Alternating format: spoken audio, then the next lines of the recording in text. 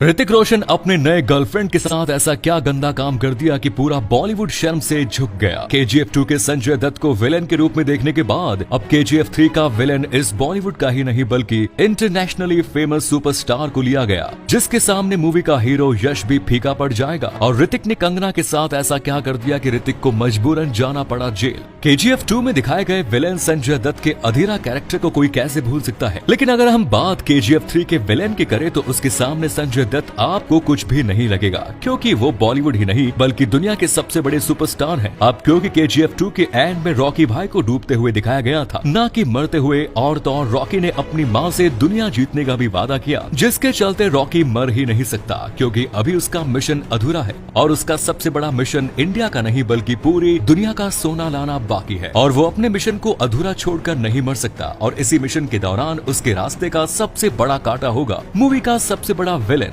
जिसका किरदार बॉलीवुड सुपरस्टार ऋतिक रोशन ही निभा रहे हैं। क्योंकि जब ऋतिक और KGF के डायरेक्टर से ऋतिक को विलेन बनाने को लेकर सवाल पूछा गया, तब उन्होंने इस बात को ना तो एक्सेप्ट किया और ना ही नकारा, और उल्टा ये भी बोल दिया कि लोग मूवी को लेकर कुछ सही चीजें कैस कर रहे हैं। अब KGF 3 को लेकर ऐसे रूमर्स है कि अक्टूबर के बाद इसकी शूटिंग स्टार्ट होगी, जिसमें ऋतिक रोशन लीड विलेन में नजर आएंगे और 2024 के एंड तक इसे रिलीज किया जा सकता है। मगर इसी ऋतिक के अच्छे दोस्त आमिर खान की वजह से ऋतिक रोशन को होने जा रहा है करोड़ों का नुकसान। आमिर की मूवी लाल सिंह चड्ढा जो 180 करोड़ के बजट से बनी थी, मगर आमिर की पिछली फिल्म में हिंदू धर्म को लेकर मूवी बनाने और खराब कहानी के चलते ये मूवी मेकर्स के पैसे ली डूबी। इसी दौरान ऋतिक ने अपने पैर पर कुल्हाड़ी पटक ली और लाल सिंह चड्ढा के सपोर्ट में पॉजिटिव ट्वीट कर दिया, जिसके बाद ऑडियंस और बाइकॉट गैंग को ऋतिक का ये ट्वीट जरा भी पसंद नहीं आया, और इसी के चलते अब उनकी आने वाली फिल्म विक्रम वेधा को भी बाइकॉट ट्रेंड करने लगी है। मगर ऋतिक की एक्स वाइफ सुजैन खान से तलाक के बाद ऋतिक ने अपने से 12 साल छोटी लड़की को बनाया अपनी न्यू गर्लफ्रेंड। इन दोनों के प्यार का खुलासा खुद उस लड़की ने किया है, जिसने अपने एक इंस्टाग्राम पोस्ट पर ऋतिक द्वारा किए गए कमेंट का रिप्लाई देते हुए उन्हें स्पेनिश में माई लव लिखा, जो उसके और ऋतिक के रिश्ते को साफ दर्शाता है। रूमर्स थे कि ऋतिक और इस लड़की की मुलाकात एक डेटिंग ऐप पर हुई, लेकिन खबरें हैं कि दोनों ट्विटर पर मिले थे, जिसके बाद दोनों वेकेशंस पर विदेश भी गए। और आपकी जानकारी के लिए बता दूं कि इस लड़की का नाम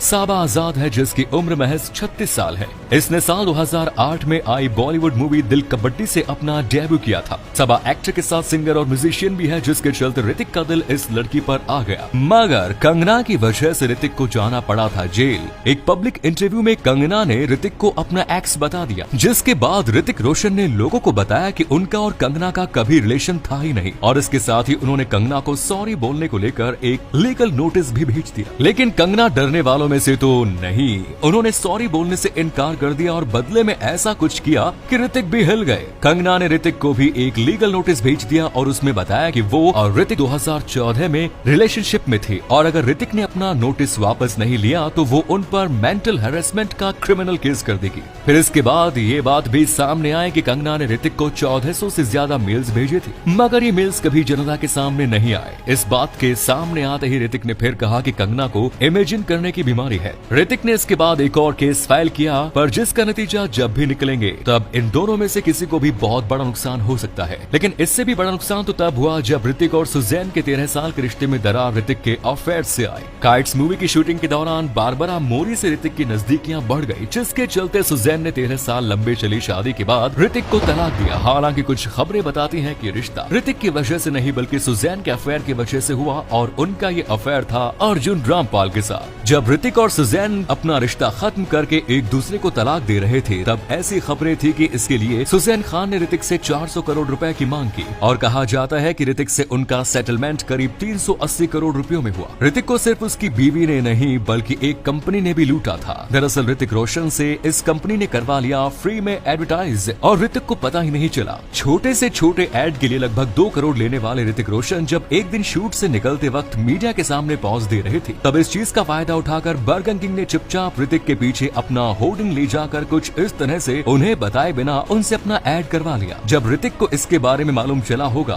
तब उन्होंने बर्गर किंग पर केस किया होगा, पर असलियत ये नहीं, क्योंकि ऋतिक और उनकी टीम ने ऐसा कुछ नहीं किया। और मोस्ट शॉकिंग बात तो ये निकल कर आई कि ऋतिक और बर्गर किंग ने जानबूझकर इस तरह का ऐड शूट करवाया ताकि इससे बर्गर किंग को तगड़ा प्रमोशन मिल सके। अब इसी प्रमोशन के दौर में साउथ के एक्टर्स कर रहे हैं बॉलीवुड को कंगाल। दरअसल साउथ के एक्टर्स को मिलने वाली ब्रांड डील्स में 3 गुना इजाफा इजाफा हुआ है, जिसका सीधा नुकसान बॉलीवुड स्टार्स पर पड़ रहा है, क्योंकि रीजनल से निकलकर पूरे इंडिया में फेमस हो चुके साउथ सुपरस्टार को ये डील्स बॉलीवुड स्टार से ही छीन कर दी जा रही है। एक समय था जब कोक, रेड बुल, KFC जैसे बड़े बड़े ब्रांड्स की डील्स बॉलीवुड स्टार्स के पास होती थी, पर अब ये सारी डील्स अकेले अल्लू अर्जुन के पास है। बॉलीवुड अभिनेत्रियों को मिलने वाली डील्स पर भी धीरे धीरे साउथ एक्ट्रेसेस का कब्जा होता जा रहा है, क्योंकि अब किंगफिशर और बोट की ब्रांड डील रश्मिका और मिंत्रा और मंच की ब्रांड डील समांथा के पास दिखाई जा रही है कि बॉलीवुड की अब खत्म होती जा रही है। लेकिन इन बॉलीवुड एक्ट्रेस में से कैटरीना कैफ और आलिया भट्ट ने शेयर मार्केट में खूब सारा पैसा कमाया। 2018 में जब कैटरीना ने 2 करोड़ रुपए न्याक्का कंपनी में इन्वेस्ट किए, तब खुद उन्होंने भी नहीं सोचा था कि महज 3 साल में उनको 22 करोड़ रुपए का रिटर्न मिलेगा। ऐसा ही आलिया के साथ था, क्योंकि